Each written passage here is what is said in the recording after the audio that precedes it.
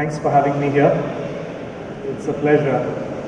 I'm going to take you through a quick journey of my life with design, and hopefully it'll be interesting to how I landed up with Mahatma Gandhi as my client.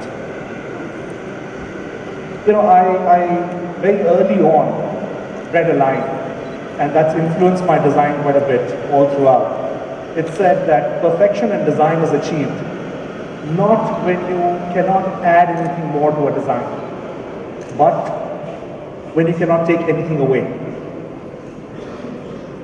This line has taught me that if you want to effectively communicate design,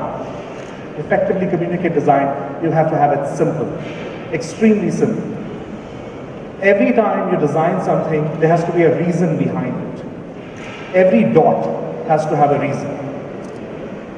Over the last 15 years, I've had the opportunity to probably work with the largest brands in the world, work with Fortune 5 companies, HSBC, Pepsi.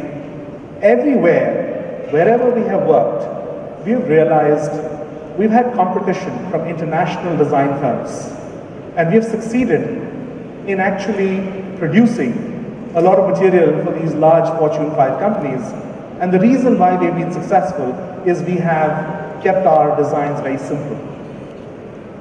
Also, a design should definitely have reason behind it. So I actually run a very, very small firm in Hyderabad.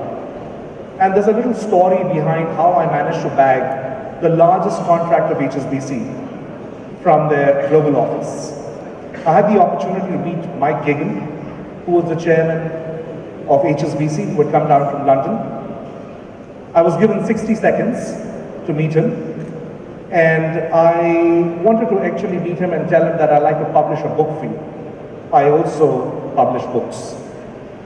And when he met me, he looked at me, I must say very dismissively, and he said, "Yeah, what's it?"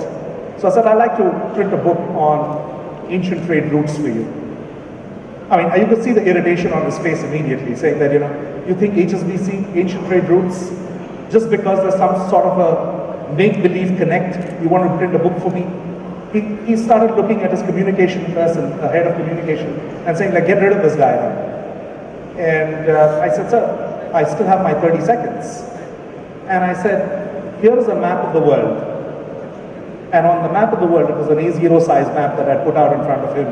I said, "On this map, I have actually plotted all your HSBC locations all over the world. So all the banks that are there in Europe and America, and all the development centers and support offices in Southeast Asia.